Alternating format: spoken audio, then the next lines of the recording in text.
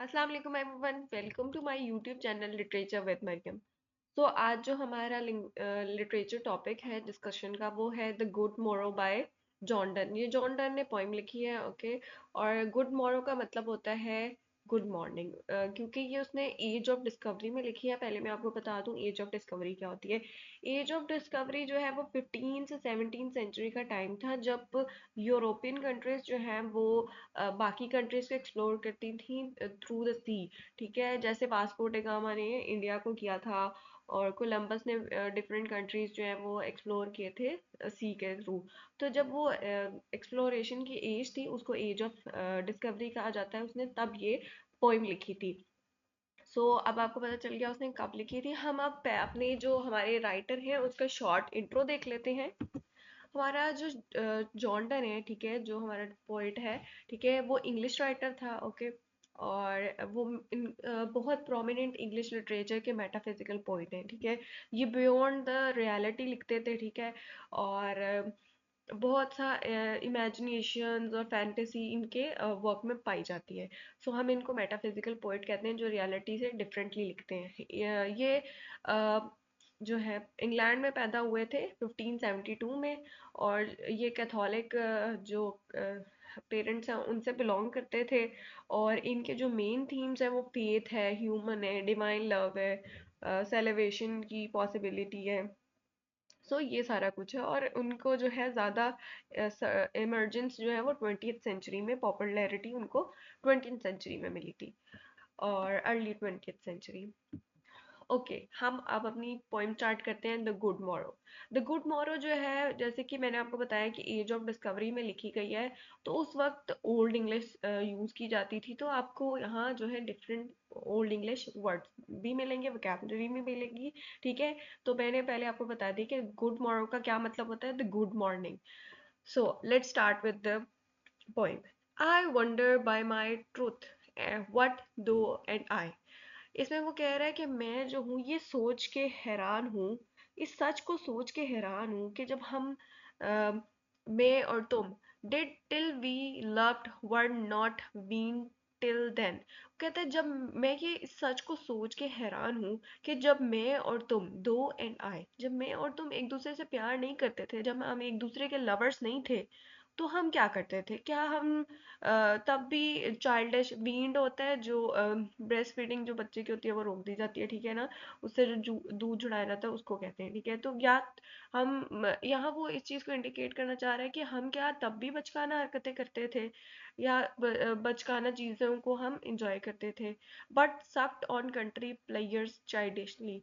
अब country players को वो चाइल्डिश चीजें कह रहे हैं, चाइल्डिश थिंग्स कह रहे हैं, ठीक है। कि क्या हम जो मटेरियलिस्टिक प्लेयर्स होते हैं या फिर चाइल्डिश चीज़ें होती हैं जिनको वो चाइल्डिश कह रहा है, जैसे कि फिजिकल इंटीमेसी या फिर सेक्सुअल डिजायर्स, क्या हम उन चीज़ों को एंजॉय करते थे जब हम एक दूसरे से प्यार नहीं करते थे?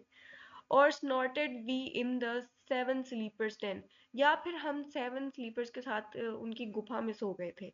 वो ये कहना चाह रहे हैं कि जब हम एक दूसरे से प्यार नहीं करते थे, क्या हम मटेरियलिस्टिक स्लीप सोए हुए थे, या हम एक मतलब हम जागे नहीं थे, हम रियलिटी को हमने जो रियलिटी है प्यार की उसको हमने जो है डिस्कवर नहीं किया था तब तक जब हम एक दूसरे से मिले नहीं थे। द द वॉज सो, वो कहता है ये तो है, सच है। But this all pleasures fancies be. वो कहता है ये तो सच है कि हम तब तक जो है एक मटेरियलिस्टिक स्लीप सो रहे थे, हम फैंटेसीज के प्लेयर्स को एंजॉय कर रहे थे, लेकिन वो सब एक फैंटेसी, इमेजिनेशन और एक कह लो कि एक झूठ था, दिखावा था। If ever any beauty I did see. वो कहता है कि अगर आज तक मैंने कोई खूबसूरती देखी है, विच आई डिजायर्ड एंड गॉट, जो मैंने ख्वाहिश की है जिसकी और मुझे मिल गई है, was but a dream of the. वो कहता है वो जो भी था वो सब एक इमेजिनेशन, एक ख्वाब सा था, ठीक है।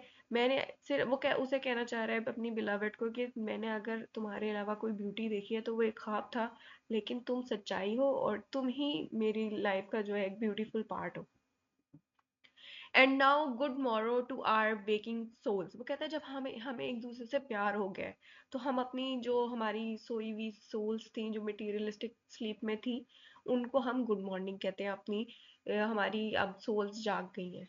which was which watch not one another out of fear, जो कि एक दूसरे को जेलसी के नज़र से नहीं देखती हैं, एक दूसरे के लिए काम और एक दूसरे के लिए जो है एक अनकंडीशनल जो है फीलिंग्स रखती हैं, उसमें एक दूसरे के लिए जेलसी से वो नहीं देखती।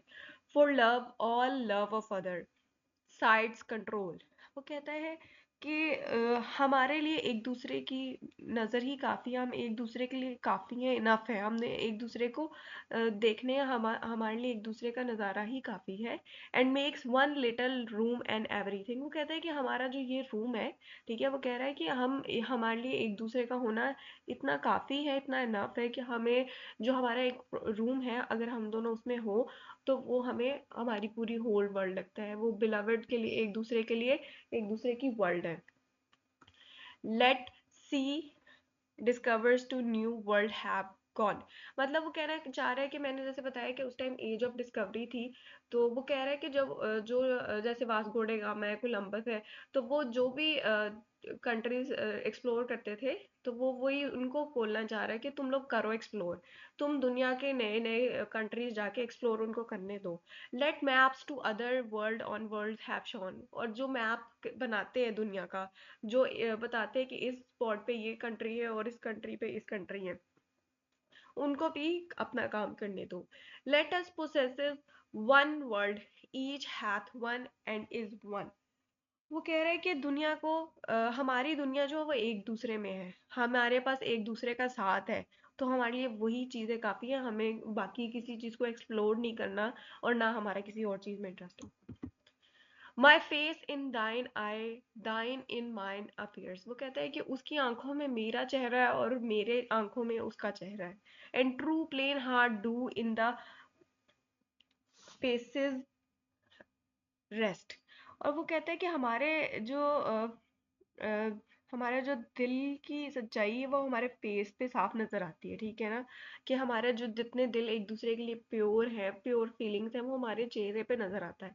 Where can we find two better hemisphere, अब वो अपने आप को, ठीक है, और अपने बिलवड को दो हेमस्फेयर कह रहा है कि हम जैसे दो परफेक्ट हेमस्फेयर कहाँ मिलेंगे, हमसे बेहतर हेमस्फेयर कहाँ मिलेंगे, ठीक है, जहाँ विदाउट शार्प नॉर्थ, नॉर्थ में आपको पता है नॉर्दर्न हेमिस्फेयर में जो है वो बहुत ठंड होती है, ठीक है, जहाँ ना एक हेमिस्फेयर में बहुत ज्यादा ठंड नहीं है, विदाउट डिक्लाइनिंग वेस्ट, और ना ही जहाँ सूरज जाके डूब जाता है, डिक्लाइन हो जाता है, ना वो है, ठीक है, लेकिन हमारा जो हेमिस्फेयर है वो परफेक्ट है, ना उसमें बहुत ठंड है ना उसमें बहुत गर्मी है। Whatever dies was not mixed equally, और एक थ्योरी है, एक फिलॉसफी है कि अगर कोई चीज़ ख़त्म होती है, कोई चीज़ मरती है, तो वो इस वजह से ही ख़त्म हो जाती है क्योंकि वो सही तरह मिक्स नहीं हुई थी, सही तरह एक दूसरे में कंपल्ड नहीं हुई थी, इस वजह से ही वो मर गई, ठीक है। तो if our two loves be one और दो एंड आई, कि तुम और मेरा जो प्यार है वो इसीलिए ख़त्म नहीं हो सकता क्योंकि हमारा प्यार जो है लव सो अलाइक, मतलब कि एक दूसरे में इस तरह मिल गया है, हम एक दूसरे को इसी तरह जानते हैं, एक दूसरे से उसी तरह घुल मिल गए हैं जैसे हमें मिलना चाहिए, और उसकी वजह से हमारा प्यार वीक भी नहीं हो सकता ना मर सकता है। दैट नन डन स्लैंकन, मतलब ना उसकी पावर कम हो सकती है और ना ही वो नन कैन डाई, कि वो मर नहीं सकता, वो इटर्नल है, इमोर्टल है। तो वो ये बात कर रहा है, अपने लव की इमोरलिटी बता रहा है कि हमारा प्यार एक दूसरे में, एक चीज़ तभी ख़त्म होती है जब वो चीज़ सही तरह इंटीमेट ना हुई हो, मिक्सचर ना उसका बना हो। वो कहता है हमारा मिक्सचर बहुत अच्छा बना है, हमारा प्यार बहुत सही वाला, हर चीज़ का कम्बिनेशन है हमारा प्यार, तो वो कभी ख़त्म नहीं हो सकता है, वो इटर्नल है, इमॉर्टल। सो लेट्स सी, हम अपने थीम्स देख लेते हैं। लव एंड यूनिटी, वो प्यार की और एक वननेस ऑफ लव के आइडिया पे जो है वो एम्फसाइज कर रहा है कि लोग जो प्यार में होते हैं वो इनसेपरेबल होते हैं, उनको अलग नहीं किया जा सकता है। ड्रीम और रियलिटी को उस पे फोकस कर रहा है कि सच्चे प्यार की रियलिटी क्या थी, क्या जब वो प्यार में पड़े तब उनकी जो सोल है वो जागी, उससे पहले वो एक ख्वाब में थे, एक स्लीप में थे, ठीक है, एक इल्यूजन में थे। कंप्लीटनेस, प्यार जो है आपको एक सेंस ऑफ कंप्लीटनेस देता है, जब उनको प्यार होता है तो उनकी जो लाइफ्स हैं वो कंप्लीट हो जाती हैं। फिर वो इमोरलिटी बताता है कि जब लव जो है उसको सही कॉम्बिनेशन मिला हो, ठीक है, तो वो लव मॉर्टल हो जाता है, मरता नहीं कभी। सो ये टोटल आइडिया हमारी पोइम का, द गुड मोरो जो जॉर्डन की पोइम है। आई होप सो आप सबको समझ आ गई हो। अगर आपको पॉइंट समझ आ गई है तो चैनल को सब्सक्राइब कर दें, वीडियो को लाइक कर दें, कमेंट्स में बताएं आपको कौन से टॉपिक पे वीडियो चाहिए, तो मैं बना दूंगी आपको। और अपना ख्याल रखें, दुआ में याद रखें। अल्लाह हाफ़िज़।